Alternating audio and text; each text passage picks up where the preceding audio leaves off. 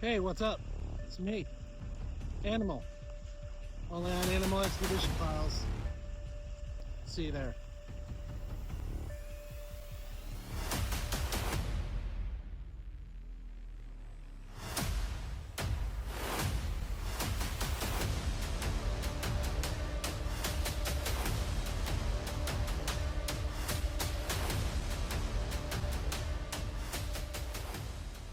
'11 or 12, I saw my first UFO. It was 2005 before I saw my first one. I've always been kind of attracted to that idea of there's something else. This is what's happening. This is what's going on. And this is why they are doing it and what they want. They're really not aliens, okay? They're not coming here from distant star systems. They don't necessarily want us to know that they are here. Just a mountain, a hole opens up in a mountain and UFOs are shooting out of it. That's Hey everybody, welcome to the Animal Expedition Files. I am your host, The Animal. Thank you so much for joining me tonight on this amazing event. We got an amazing guest, Leslie and Stephen Shaw. I don't know if you remember them, but they were on my show about a year ago talking about alien abductions, alien experiences, and a whole bunch of different things that went on in their life. Trust me, it is a roller coaster and you don't want to miss it out. But I'm excited. They're in the back room right now, but I just want to say, please go follow, click the bell on the YouTube channel and give us a follow and a like and subscribe. Also, you can get me at www.animalexpeditionfiles.com and a whole bunch of other cool places, Apple and Instagram and all that cool stuff. And yeah, TikTok. I'm on TikTok too, so don't forget that. But thank you so much, everybody, for following us tonight. And I'm excited to bring my guest on, Leslie and Stephen Shaw. Let's bring them on right now because, like I said, this is going to be a roller coaster. The stories are amazing and the experiences. So I'm going to bring them on right away. And let's welcome to the show. Hey, Leslie. Hey, Steve. How's it going? Hey. Thank Good you for evening. having us. I could do, you know what's funny about that? I could never do that. Like every time I try, this is as far as I could get. My whole freaking family could do that. Yeah, it's kind of a musician's thing. I remember Dr. McCoy couldn't do it either. He was always like, Maybe that's why I'm a Star Wars fan. Maybe that's why. So it's been a year. I'm sure a lot has been going on since then. So how's it going?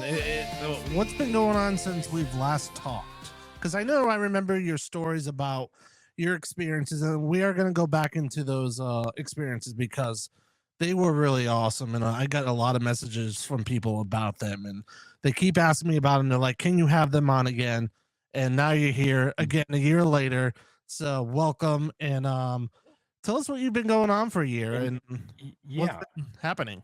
in that time frame that since we last talked to you, we've done a lot of things. We did a documentary done by Sky Island Storytelling called "Who They Are."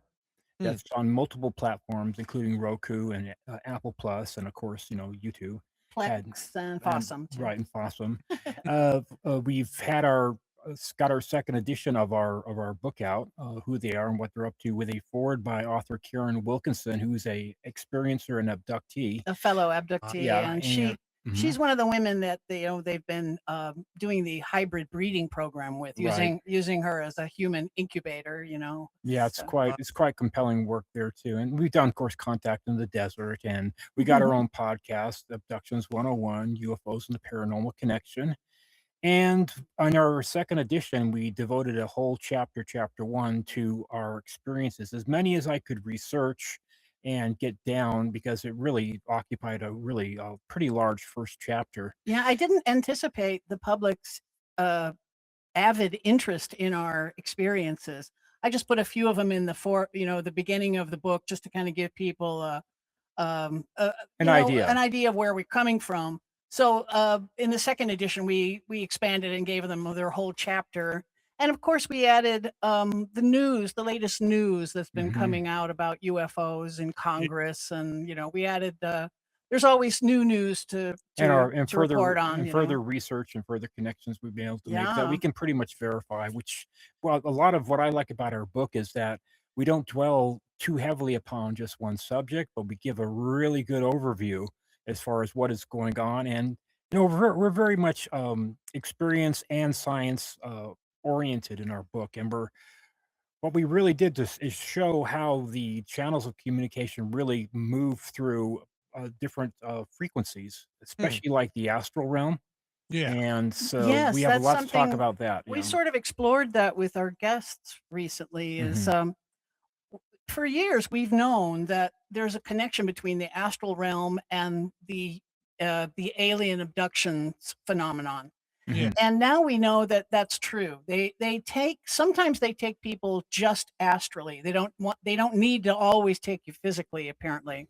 And sometimes, when Steve would go astral, Hmm. the veil would come down and they would just be on the other side Right. waiting. So Uh, there's definitely a real connection there.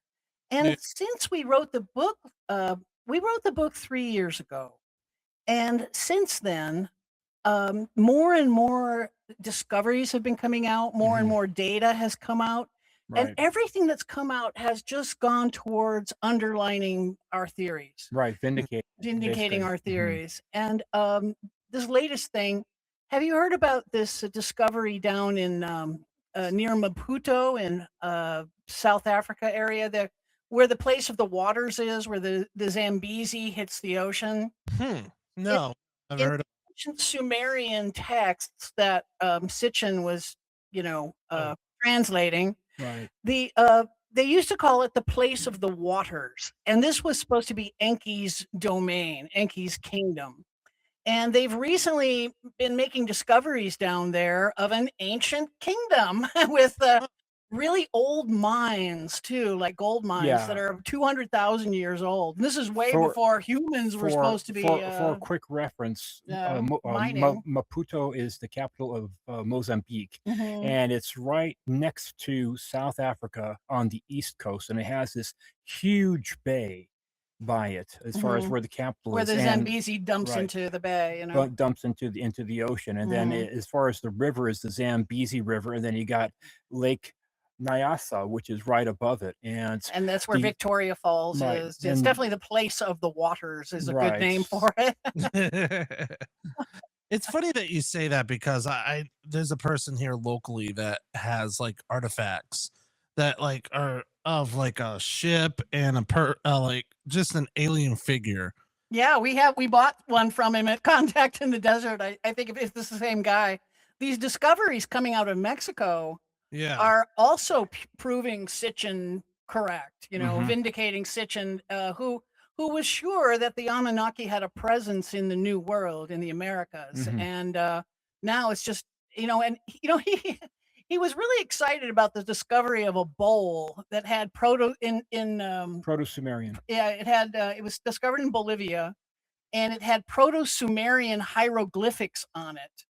Uh, And, but the stuff coming out of Mexico, if I really wish Sitchin was still alive to see it, because these things are covered in Anunnaki symbols and Sumerian and Babylonian And hieroglyphics, aliens and and aliens, yeah. also a lot of Egyptian symbols and entities, They're dating back to about 30 some odd thousand years too. like pictures of Anubis and Horus, and these things are coming out of the ground in Mexico, dating back Well, to Mexico and all the way down to Peru yeah, and through Honduras, and it's just not one area. It's a whole region. Their yeah. presence was in a whole region, which is quite amazing.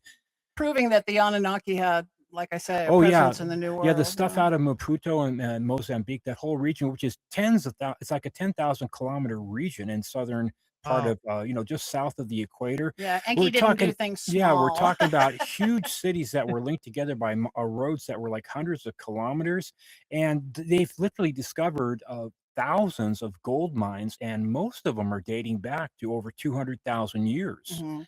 Okay, so the presence of the Anunnaki, just because Right. it's been forgotten, it was there. They had a Yeah. huge presence. And it's funny Huge. because he was supposed to be the king of the underworld, Right. right? And our mythology means that he's the god of Hades, the mm, death and the Subterranean, yeah. subterranean world. Really, it just meant that his kingdom was at the bottom of the world, literally. The bottom of Africa. Right. Yeah, that's all.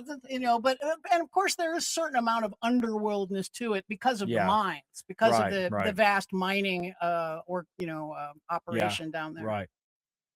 And they found ancient mines in Peru too, Yeah. dated back to 50,000 years. The Right. detritus, they can't date the mine, but they find bedding material down Mhm. there, and they're Right. able to carbon date Right. that. And sure enough, these are predating any known culture in that Right. region. Right. Oh. You were saying Egyptian, which is kind of fascinating because, like, I've been watching these shows about like the Great Pyramids and stuff like that, and Mhm. the proof points of like how did they do these big 10 to thousands of tons of brick, like whatever they are, like lifting them up that high. Like they proved the point how Yes. to get them there, but how did they get them up high? And there's a theory out there it could be aliens. What's your Mhm. thoughts about that? Because I've been kind of like, I'm like, yeah, maybe they could have done this to get them there, but like, what about bringing them, like stacking them so perfectly? According to Sitchin, the Giza Plateau was constructed by Enki 10,000 years ago. And so this is still, and the Anunnaki are aliens. They're supposed to come here from this other planet, Nibiru. So yes, the Giza Plateau was constructed by Using human labor, an though. alien. It was designed by the Anunnaki, but it was put together by the humans Well, as of course, labor. that's who Yeah. they were using as slave Right. labor as And us. they weren't we know that they have an ability to literally melt stone. They can melt Yeah. at least to the level of andesite, which is level 7 on the Mohs scale, which is just as hard Right. as the hardest granite. So we know they can do that. In fact, in Puma Punco, which is at 12,000 foot elevation in Bolivia, Yes. yeah, the largest H blocks are 137 tons. And I've been saying this for years, having done construction and a lot of concrete work, that these things were poured. They These look like they're poured. poured. So They're this so identical. They this almost great came out of the same and mold. guess what? Some guys in construction that have a lot more experience than me said, no, these were poured. They Right. had the ability to melt stone, but also to liquefy stone and literally make forms out of them like we do with concrete blocks. So these things were not cut; they were finished cut, but they were actually initially poured and basically popped out of their molds. Wow. So, Right. but they also use things like they can manipulate basically stone and matter to a way where they can make it light, either by using anti-gravity or just basically there are multiple stories of like a note being emitted, like the sound of a trumpet, and literally the stones elevating, levitating. So they had different technology than we currently have. Right. And we know from their ships that they have power over gravity. Right. These ships that they've been reverse engineering or trying to in Area 51, the guy from who was reverse engineering Lazar, Bob Bob Lazar. Lazar, he said that they have 3 gravity emitters. One's pointing straight down, and that causes the ship to rise. And then there's 2 gravity emitters facing forward, and they create like a gravity bubble Like that a the ship well. kind of falls into and then takes off really fast. That's why they can go 72,000 miles an hour without making a sonic boom, because they're not really moving through our airspace like Mhm. we move through our airspace, Right. like our aircraft do. What do you think about that 3-eye atlas? That thing's been going around lately, Yeah. and especially during the year since we've talked. Mhm. What's your thoughts about that? Because I know it's been worldwide talked about, especially in the government. They've been talking about that too, Mhm. keeping things quiet and then talking about it. What's your thoughts and theories about that? Okay. There's a lot of interesting stuff here. As an example, the Oort cloud, which is the far extremes of our solar system, right? The Oort cloud is anywhere from 1,000 astronomical units to 200,000 astronomical units wide. It's huge. And an astronomical unit is 93 million miles. And that's because we are roughly about 93 million miles from the sun. So that's what an astronomical unit is. Now, they talk about it coming from interstellar space. interstellar space starts at about 100 astronomical units away from us. Okay. And the Oort cloud is for miles, to put it in mile terms, it's 200 billion miles away, No, that's wrong. right? No. It's I don't know how many it is, but it's basically, let's say, 100,000 astronomical units times 93 million. Okay. Now Nibiru is supposed to be only 500 astronomical units Yes. away. Now that I do know. It's Right. Nibiru is supposed to be a planet in our solar system that has a very wide elliptical orbit that is 3,600 years, and it's supposed to round a brown dwarf, which is a protostar, in the direction of Orion. Mhm. And sure enough, in the 80s, a infrared telescope discovered the brown dwarf in that direction. So there's been some kind of Right. confirmation there. And supposedly the planet is on its way back. And if Sitchin were alive today, he would be saying, "This is an advanced scout ship from the Anunnaki as the planet Nibiru approaches." I mean, they probably want to know what the inner solar system is like, Right and now. what's going on. What are these? Well, What's the the new things things? the things that we do know about Three Eye Atlas is that it's got looks like it has an almost solid pure nickel core that Mhm. is only a few kilometers across, not And that many. it's pure nickel with no iron in it, which Right. is Very unusual, unusual. very It's also strange. not outgassing a bunch of water or carbon. So they're It has no tail. right. They're surmising that it's a very, very old comet from the Oort cloud region, which is a long ways away. So when they say that it's interstellar, people think, oh, it's outside of our solar system. It's not. No, we think it's Interstellar is part of not our outside, solar it's part system. of our solar system. Yeah. So there's a big misunderstanding there. Also, it's made at A least lot of course 5 course corrections. corrections Yes. that we know of. Mhm. And some photos are showing it having like jets that are coming off the side Mhm. of it, like it's got thrusters of some Right. kind, where it's actually that's what could be causing these course corrections. Yeah. And doesn't it have a strong power source in the middle of it on some spectrums that it's showing up with a powerful It power shows that source? it's emitting power at different times, and it shows that it's actually changing the speed and the course and direction. And of course, NASA, which is never a straight answer, Yeah. what it stands for. They're of course they're trying to like shut up people like Abby Loeb and different people that are, Mhm. you got some people that want to jump right down the rabbit hole and just say they're aliens, right? Yeah. And there are others that say, well, it may be a spaceship, or it may be it may be like a drone. They're a bit like an automatic, like a reconnaissance type of vehicle. And they Right. call it 3I because it's the third one we've discovered. You had a Muamua, and then you had a Russian one. I forget the name of the Russian one, and this one is just happens to be the third one. 3I Atlas. That's its name. Yeah. 3 Interstellar Atlas. So I think it's an advanced scout ship for the Anunnaki. If Yeah. and I'm going officially on the record saying that's what I think. Yeah, most likely it is artificial, most likely. And then there's been these discoveries of this enormous infrastructure underneath the Great Pyramid that's Right, 10 times bigger than the pyramids themselves. right, This is the kind of thing we've been expecting to get discovered, right.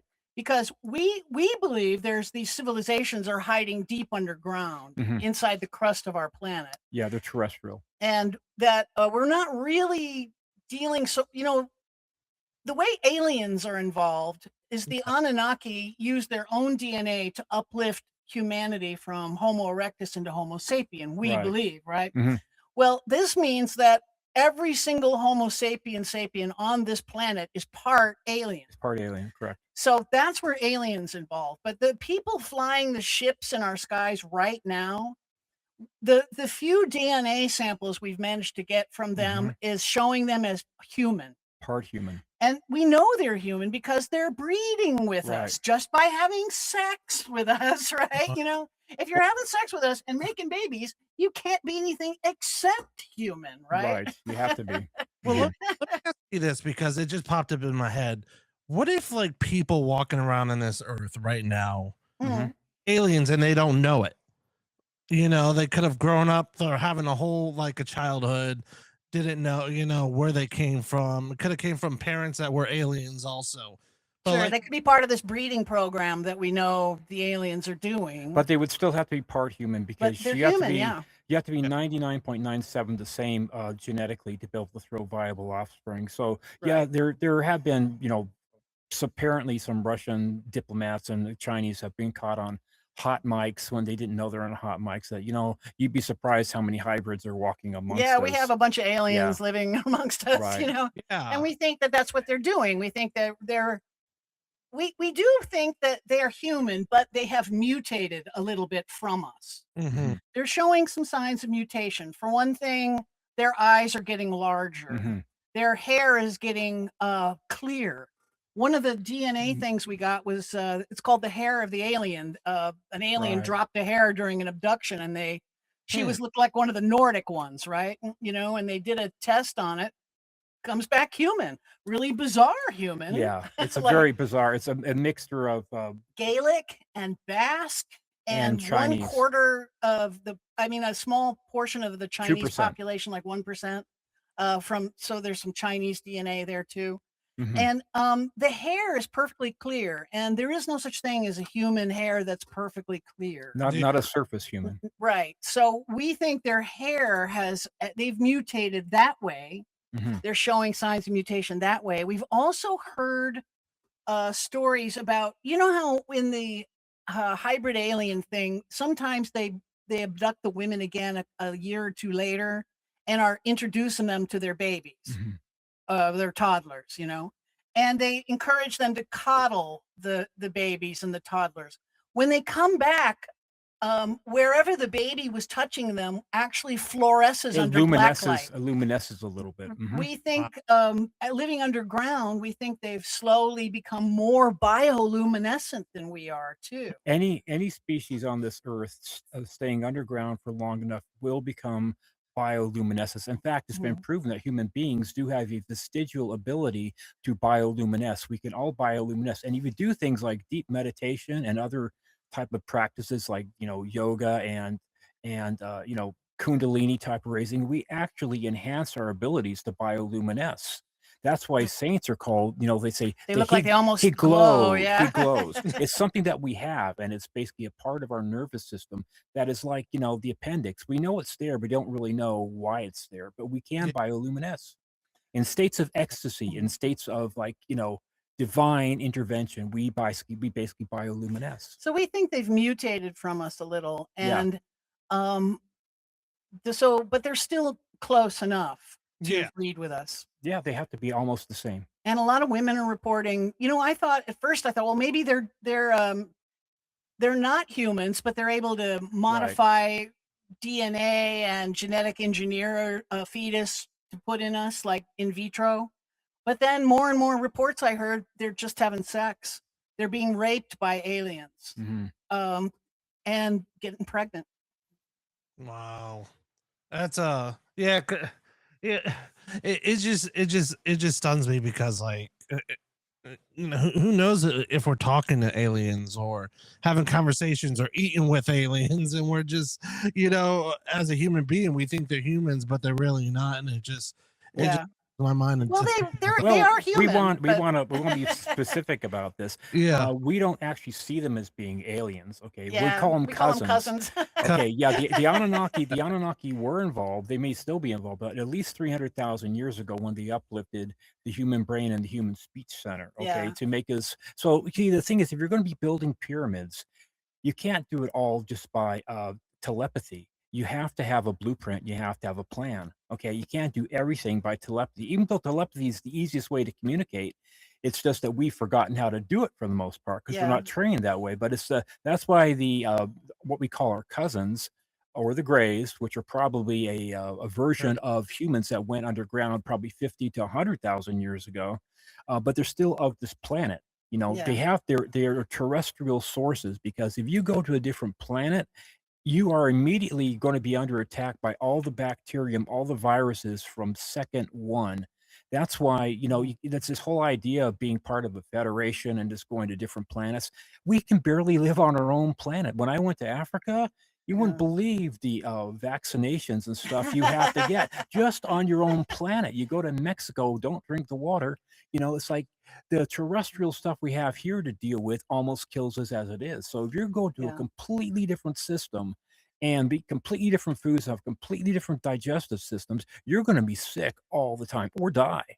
Mhm. Well, Okay. it would have to be something that was like in Star Trek, for It would instance, have to they be have like a biofilter right. thing It'd have to be that they something like wear to that. protect Yeah. them. Yeah. Which It would if have it to be ever some goes, technology that yeah. got around it. Like Right. apparently the Anunnaki have somehow gotten around it, Hmm. and it could be. And I know this might sound a little odd, more odd, but one of the things Sitchin translated was the something called the Enuma Elish, which Hmm. is a The creation Sumerian. story. Yeah, it's actually Babylonian creation story Hmm.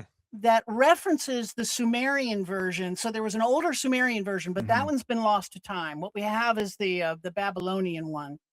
And that one talks about the formation of our solar system Right. and that the planet Nibiru actually collided with what would eventually become Earth Billions of a years long, ago. long, Yeah. 2 billion years ago or whatever. And Hmm. maybe the waters of the two The mix. planets were shared.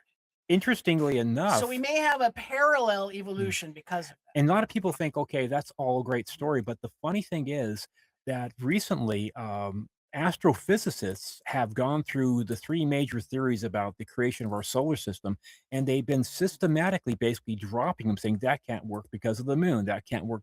The one they're adopting now, actually, that makes the most sense It's is from the the Enuma is the Elish. Enuma Elish, Yeah, because it the makes sense. creation story of the Enuma Elish. They It use different words, but that's what they're adopting. it explains so many weird anomalies about our solar Right, it system. does. It explains the creation of the asteroid belt. Right.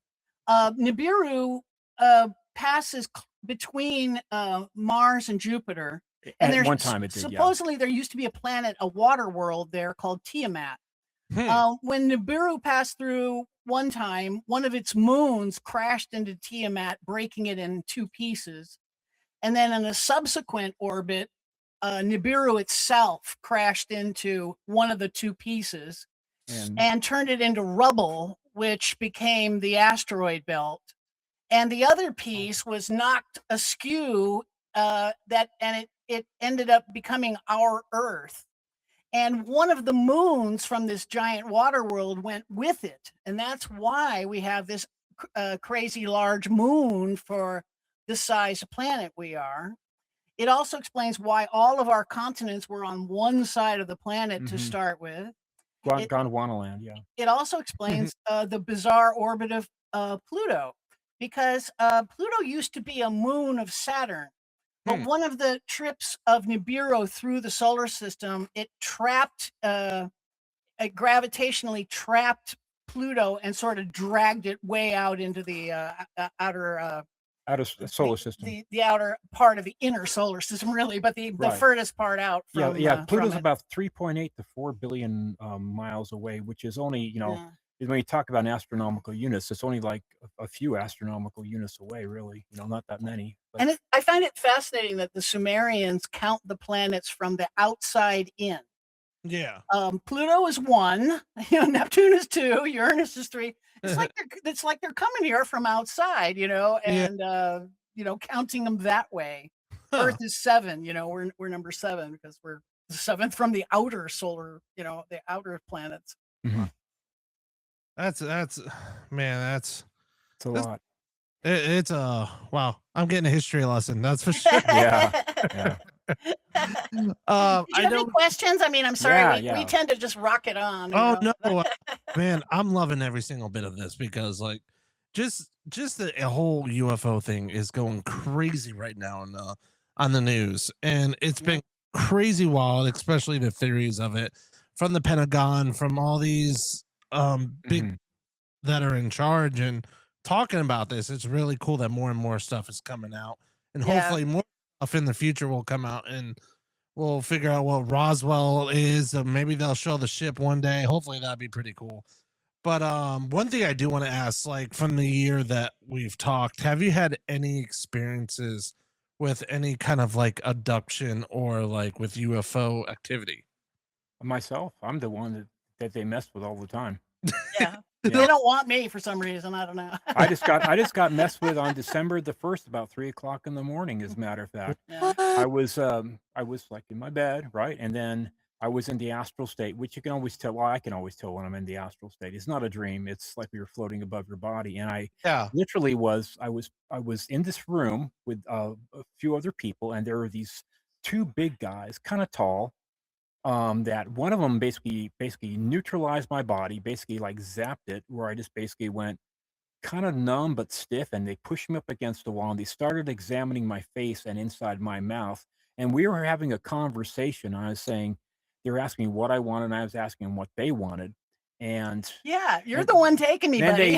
the other guy put me down, and then they decided to come back, and they pushed me back up against the wall again, neutralized me again, and continued doing an examination. Which, I wish I could remember more exactly. One of them told me his name. Hmm. Now we know too that these are cousins, or the tall grays. They have the ability to use disguises. They do that all the time. My brother was the first one in the family that actually saw that it's been the tall grays that have been mostly interested in the Shaw and the Rowe family Yeah. bloodline. My uncle saw the handler called O'Glegley, which has been my handler, and my brothers and the families for 4 generations. He saw him as being a tall, dark figure wearing a fez when he was post World War II. This being O'Glegley woke him up when he was in this multi-man tent when he was in the Royal Air Force, and told him that he had to get out of the tent right now because there was a raiding party coming through. So he got up, and the figure was just completely gone. But he knew about O'Glegley. He'd heard about O'Glegley, so he didn't say, oh, it was a dream. So he got out, and sure enough, a raiding party came through and killed several of the officers. And later on in life, when his daughter turned of age, he bought her a little white uh, Triumph sports car because he was quite well off. He became quite wealthy, and the license plate for the car was O'Glegley. Like he's So thanking him for he's saving his thanking him for life. saving his life. And my brother in 1982 saw O'Glegley as a tall gray alien, and I saw O'Glegley in 1979 when all those things happened to my family. In 1979 January, I saw him as being a tall, skinny, blue-white, kind of glowing being. And so, this has been going on for like 150 years that we've been able to track so far. The family. It's been Yeah, the abduction phenomenon tends to follow families. right, As soon as they bloodlines. find a strain of DNA that matches their criteria, they'll take that person again and again through hmm their lives, and then they'll take the rest of the family, and then they'll start taking the children and the grandchildren and so on. In his case, the old Glegley entity was with the family for at least 4 generations Right, that we know, counting going back. right. Yeah, it's a very bizarre Yeah, I phenomenon. can think of a bunch of other stuff that's Oh, tell happened. them about the brain zapping one. Oh yeah, right. This Huh. was not too long after we wrote our book. Yeah. I was in bed, and I know I was in bed, and I wasn't astral projecting that I know of at the time, and it was early in the morning, and these guys just took me into like an operating room, and there was like a flat screen on one side of the operating room above head level, and they were mapping my brain, and they were literally giving me physical shocks, like they were visualizing parts of my brain, saying, this guy knows too much, we better erase part of his memory here. So I was I was at their mercy. I couldn't do anything about it, and they were just, Yeah. nonchalantly just kind of like looking, seeing what memories that they didn't want me to And have. he would see him zap it on the monitor and feel the zap hmm inside him at the same time. Right. Right. That kind of stuff. So they're zapping his brain. I Yeah. object. Stop zapping my husband's brain. I've had all kinds of weird things. I've had this being that's been harassing me from time to time that calls me her husband. Yeah, it Okay. pisses me off. This like this. I'm jealous. This is another alien that has the hearts for you. Yeah. Yeah, she Yeah. calls him her husband. Got into bed with me about a year ago, and just was, I knew something got into bed with me. I was still awake, and I thought, I don't want to be dealing with this right now. So I just ignored it and just rolled over. And then I woke up to go to the bathroom, and I was fully awake. Wasn't in any astral state or dreaming. And I could feel there's something still sleeping in bed next to me on my right side. And it just said, as clear as day in my right ear, said, husband. I thought, this was a feminine Asian voice, and I thought, what the heck? And since then, it's harassed me for different ways since then. But Yeah. this is another thing. I get harassment in the astral realm, and I also get harassment from our cousins. I had the other night. I was going to sleep. I wasn't asleep at all, and on on the wall behind my head there was Yeah, shaving a shaving a haircut. haircut 2 bits.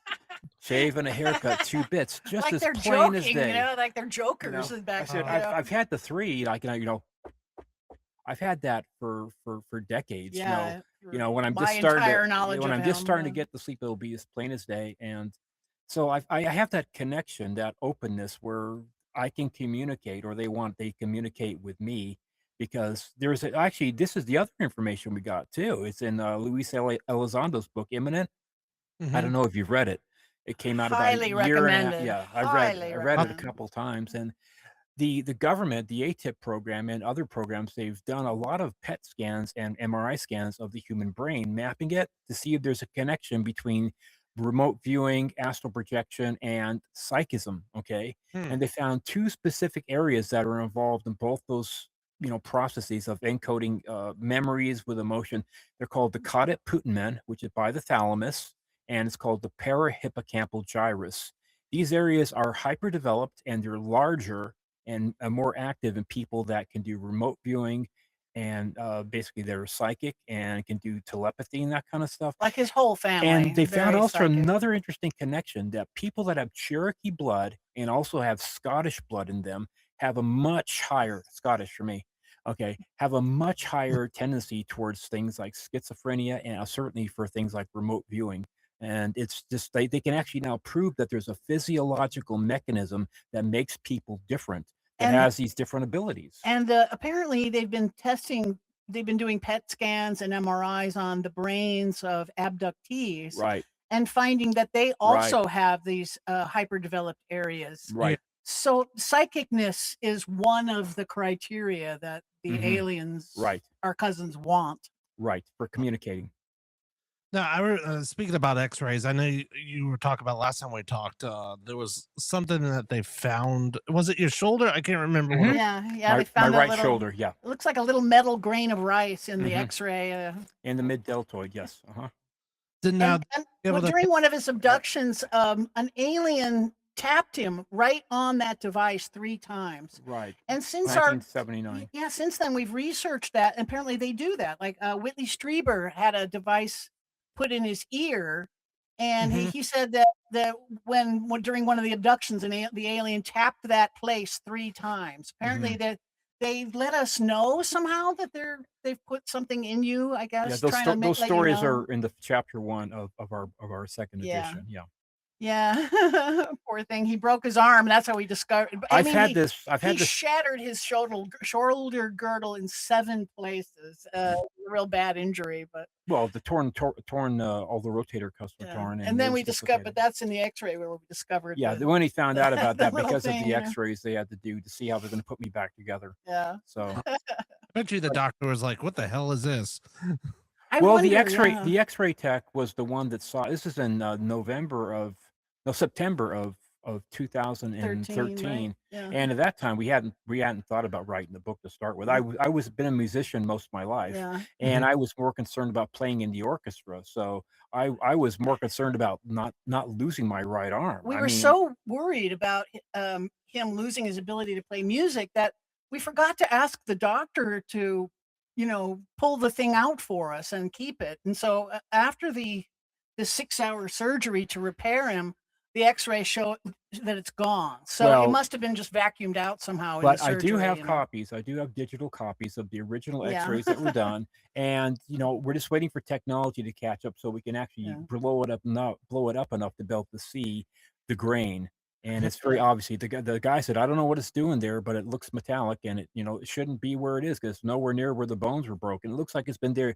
He told me, he said, it looks like it's been there for a long time. He wrote it off. He said, oh, it could be like a BB or something like that. You got shot Yeah. with a BB. Well, BBs aren't. Or a metal splinter of some kind. They're Yeah. round. This thing looked like a grain of rice. So we did lose ours, but it's such a well documented phenomenon that we feel Mhm. we feel that people should just believe us, please. Mhm. Yeah. Wow. That's cool. Just being able to find something like that is very, Mhm. be like, Holy crap, somebody put something in my arm," because you hear Yeah. these stories all over the place. Like you said, the ear and stuff, and people said they found stuff in their leg, their head, all over Yep. the. Mhm. Yep. You hear these abduction stories, and it's Yep. very, A very. friend of ours, Jean, she had one in her leg, kind of on the inner thigh up high, Hmm. and she had a doctor dig it out of her. Wow. And this thing, it seemed like it was at the surface at first, but then the doctor started cutting and trying to pull it out, and it actually moved deeper. And he Mhm. had to dig deeper for it. And he pulls it out, and it looks like a little square chip with a bunch of wires sticking off of it, almost like Mhm. a little spider. And Right. she said, "Can I have it? I want it." And he said, "No." And he threw it away. He No, wouldn't give it to her, you know? it's biological material, and they're not supposed to do that. You're supposed to, Yeah, you know. and then but she feels like since then they've taken her and put one in her forehead, and you can Mhm. see there's a tiny little scar there that is shaped like a V, and it's Oh, very fine. But it looks like, yeah, she had like a little V cut and then pulled open and then jammed something in her and Mhm. healed it back up somehow. But yeah, and she's had really bad bruising in that area after she thinks Mhm. they put the chip in. Mhm. I have a picture of her with this giant bruise on her forehead, right where that little V scar was. I want to ask you this question because I know this is also a theory with UFOs and stuff like that and paranormal. Bigfoot. I know a Yes, lot of people have Bigfoot and UFOs that are together, yes, and you always see absolutely, pictures with Bigfoot getting abducted by aliens and all that stuff on shirts and stuff right. like that. And there's theories that is it alien, is it Bigfoot, is it a ghost? What's your theories about that with Well, Bigfoot stuff like? Well, well, first, the okay. genome, the Sasquatch Genome Project Hmm. has been isolating Bigfoot DNA, and they've discovered that Bigfoot is half human. Mhm. The mitochondrial DNA is completely human, and the nuclear DNA is an unknown primate. Right. So Bigfoot is not a animal that has just eluded our, Yeah. science all these years. Somebody is genetically engineering these creatures. Mhm. And we think it's our cousins because who else is breeding weird hybrids right now here on the planet? I'll tell you who, our cousins. And Bigfoot frequently exhibits same abilities that UFOs have. The electromagnetic dampening field around them. Cameras and electronics don't work when they're close by. Digital cameras. They sometimes disappear into a UFO, or a bright white light is seen with them. Mhm. Hmm. Frequently, places where Bigfoots are very populated, seen a lot. There's also a high UFO presence in Right. those areas. Mhm. And we think that they utilize, remember, we're thinking that these are They're cousins of ours. human cousins of ours living underground in underground cities. We think they utilize Bigfoots as sentries and also recon And for really to heavy the lifting, things surface. like that. That's There's obviously there's a vast population because they are seen on all the continents except for Antarctica for one thing, and Yeah. they vary in size due to how cold it is, and Mhm. that's actually a scientific formula as far as it's more advantageous for an Yeah. animal, fur-bearing animal, to be larger closer to the Arctic, and smaller closer to the equator. And that makes sense because Bigfoots in Alaska are much bigger Are than much like the bigger. skunk ape of Yeah. Florida. Correct, correct. Wow. Yeah, I always wondered about that because I know, like I said, there's so many theories about it, and that makes Mhm. sense to me, especially half human and half like what you were saying, ape, and just coming from underground. That's That's pretty cool right there. Gigantopithecus is probably, or Australopithecus robustus are probably the other half. The Yeah, progenitors, yeah. and interestingly, the only skeletal remains they found of Gigantopithecus, which is about 10 to 12 feet tall, and died out. They think so far like around about 300 to 450,000 years ago, which is right smack When the in the time Anunnaki frame. were uplifting humans. Right, exactly. So it's right in the time frame. And we think the Anunnaki have been doing this genetic engineering stuff here on this planet for a long time. We think that it shows in the evidence of why the animals of man are so easily malleable in breeding. We can breed 300 kind of dogs, and 400 kind of cattle, and Well, a lot, yes. 150 cats, but A lot of goats, a lot of cattle, right? so the animals of man, we think, have been genetically engineered to be Easily manipulated. easily bred into other forms and stuff. Right. It's almost like they're and then they're supposed to have gifted these animals to us at some point. It's the whole thing in the Bible where the Genesis, like the light, and out from the light come the animals. This is supposed to be an actual event that took place on the mountain slopes of Ararat. And the grains too were manipulated. They're actually genetically manipulated. Genetically modified grains from Right. that time period too. Right. Showing that somebody on this planet is screwing around 300,000 years ago with genetic engineering. Yeah, the technology back then it is probably way advanced than what we have today. It's definitely different Yeah. for sure. Definitely different. It was. Although we think they continue to evolve too. Of course. Like in the biblical days, their ships were described as being fiery chariots. We think they were just using plain old rocketry a couple of thousand years back, but nowadays they must be using some sort of nuclear power, because people that get too close to UFOs, sometimes they get electromagnetic radiation burns. They say that about And Bigfoot. it really shortens their lifespans. It's really Yes, bad. unfortunately, yeah. Yeah. I've actually heard of people when they go Bigfoot hunting where it messes with their minds, like electrical magnetic, where it just totally makes them freeze. Yes, we think they have telepathic abilities too.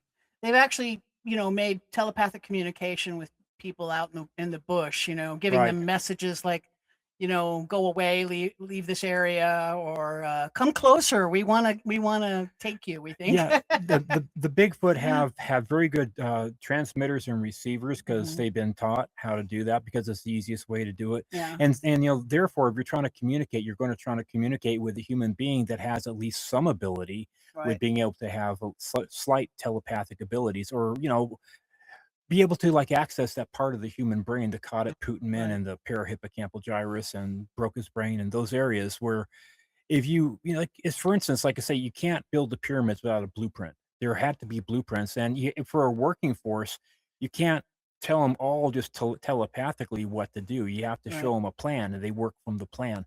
Pyramids are basically large machines. That's really what they are. Yeah, power plants, we think. That's one of their We purposes. agree with there's this man wrote, Christopher Dunn. He's an engineer that wrote a book called the Pyramid Power Plants, I think it's called. And he makes an excellent case for proving that the pyramids were actually power generators.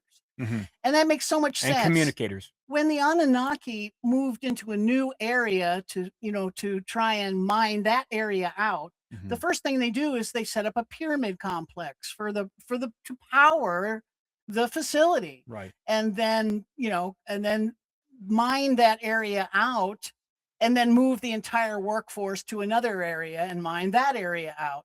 That's why, the Mayans are supposed to have disappeared. The Aztecs are supposed to have disappeared. The Inca are supposed to have disappeared. These people are all disappearing. And they're not disappearing. They're just moving the entire workforce to a new location. Well, the Incas had their problems with the Spanish, but a lot of them died out just because of the Spanish. Yeah, but the Mayans, not the Incas. I'm sorry, not the Incas. No, the Olmecs. You're talking about like the Olmecs Yes, and the Olmecs. the Olmecs and the Mayans especially. Yeah. A lot of these they just basically just disappeared.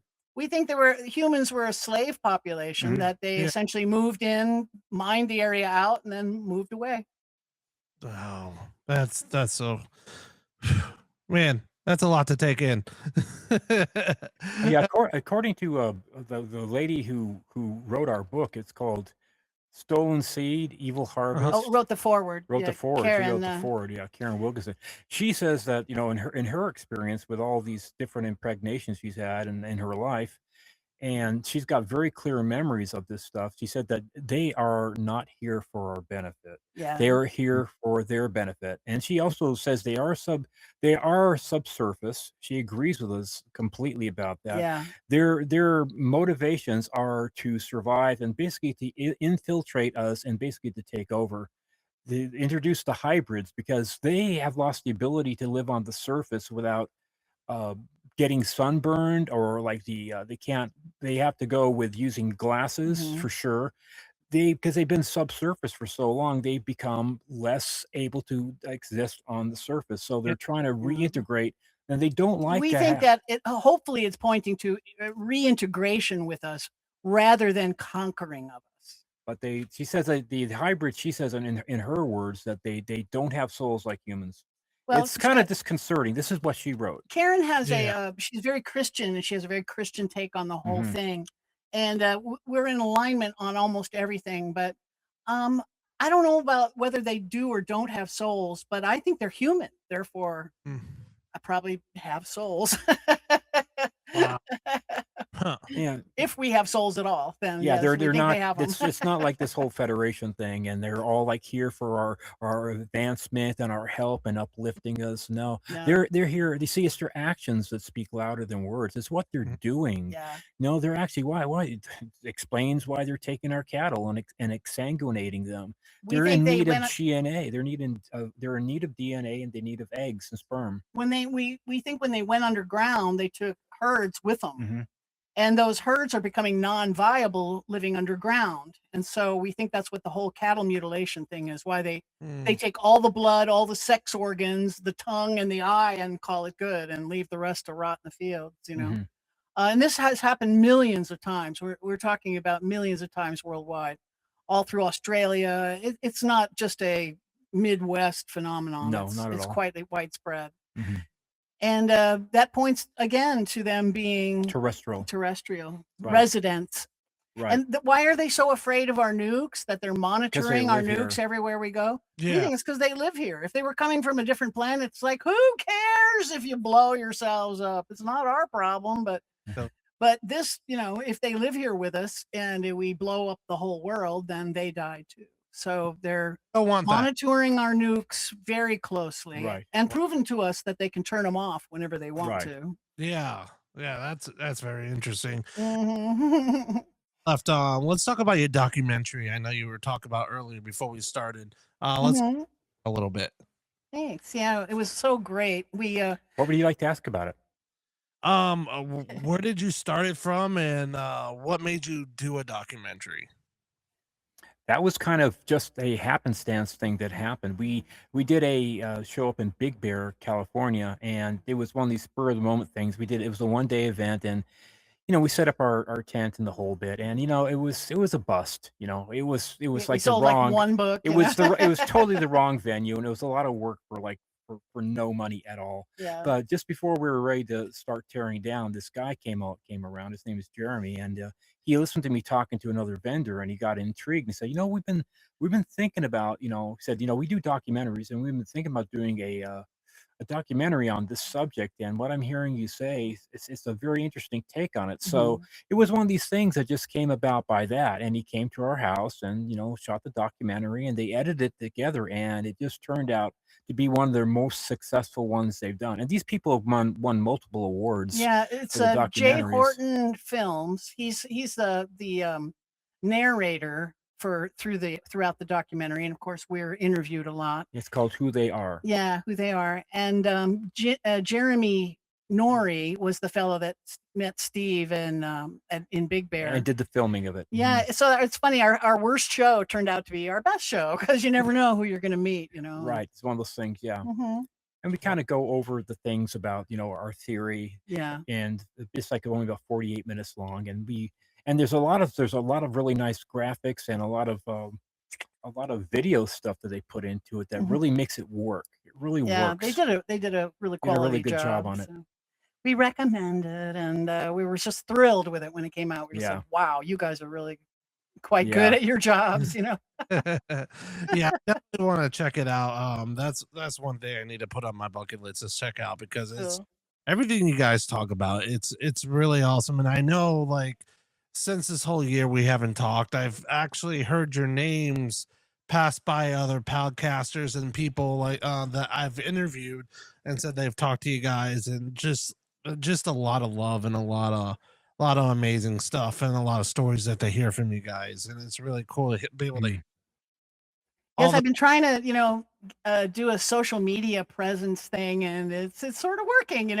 yeah. We're getting to be known out there in the big wide. This is such a tight little genre of people, and then we go to these conventions and we get to see them all and meet them all, and it's a nice little group. They're a fun bunch. It's really cool because like people need to know the truth and the truth like back in the day like when you would talk about UFOs people were like oh you're crazy blah blah blah blah blah and now like all of a sudden people Yeah, what the heck that's cool like what is that and people are starting to just to just to think about it more and like realize like and they're starting to look up now more and just seeing these yeah. weird anomalies in the sky and it's just really cool that people are starting to experience that and And be everybody has a video camera in their yep. pocket now, Yeah, and I mean, sure, we're getting more CGI fakes that we can't be sure are Yeah. real, but that's it an also there's a lot more what looked to be pretty real footage out there. Mm. People just seeing strange stuff and whipping out that phone, yep. and getting it on.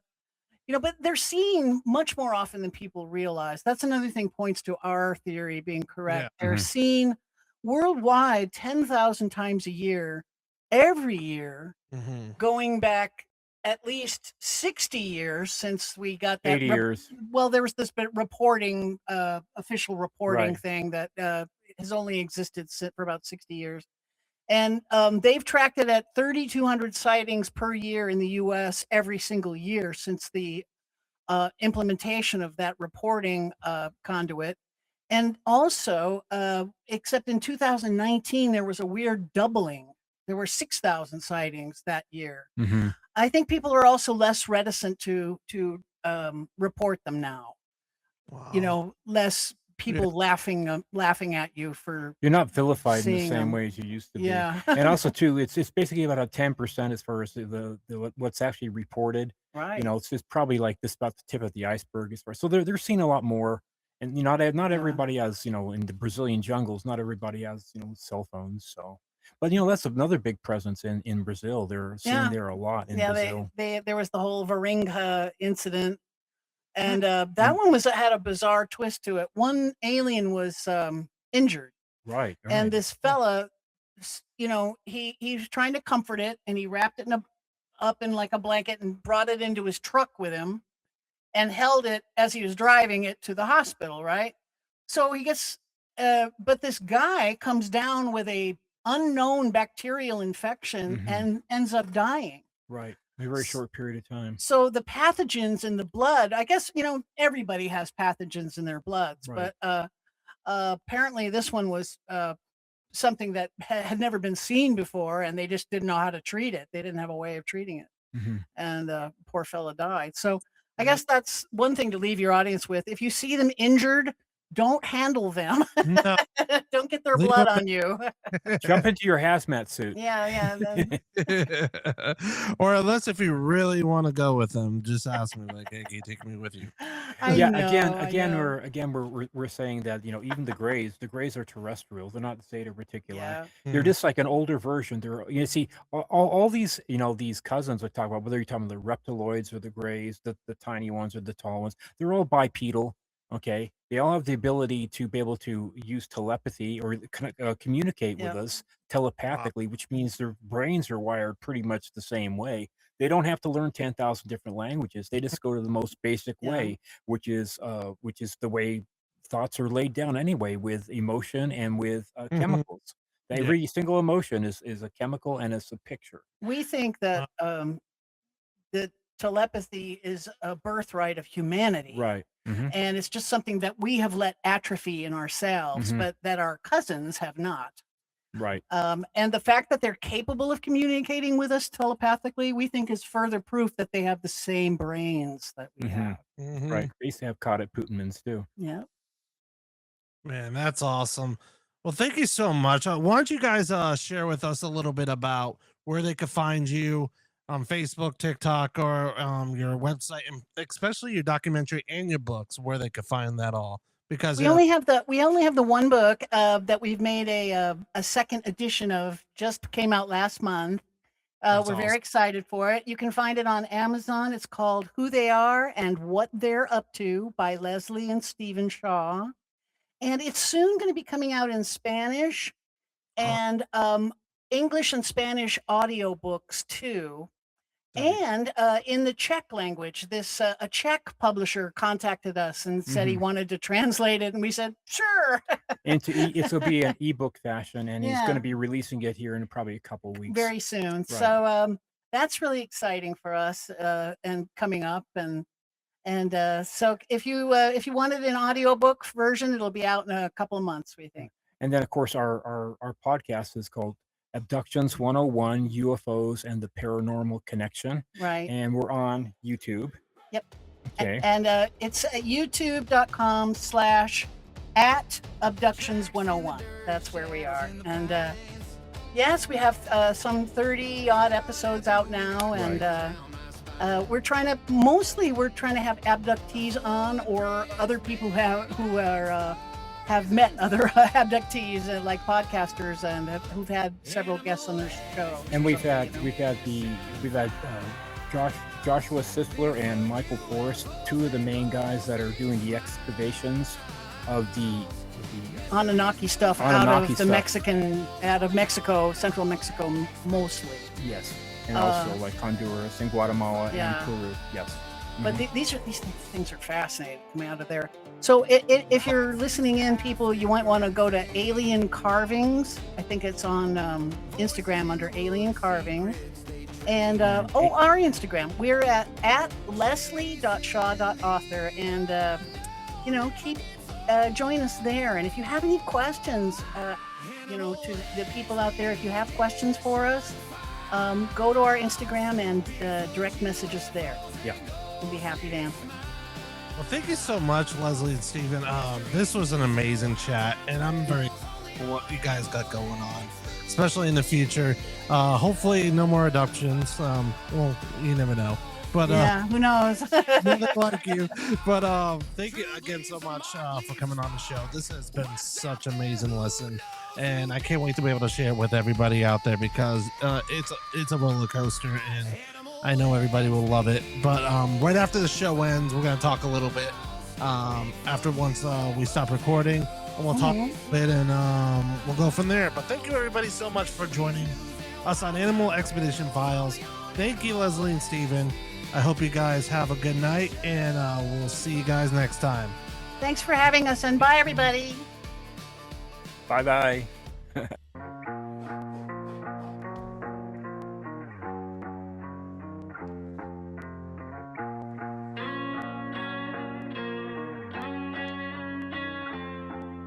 Lights on.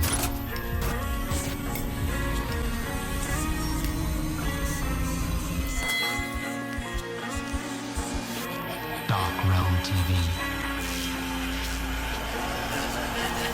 Coming soon.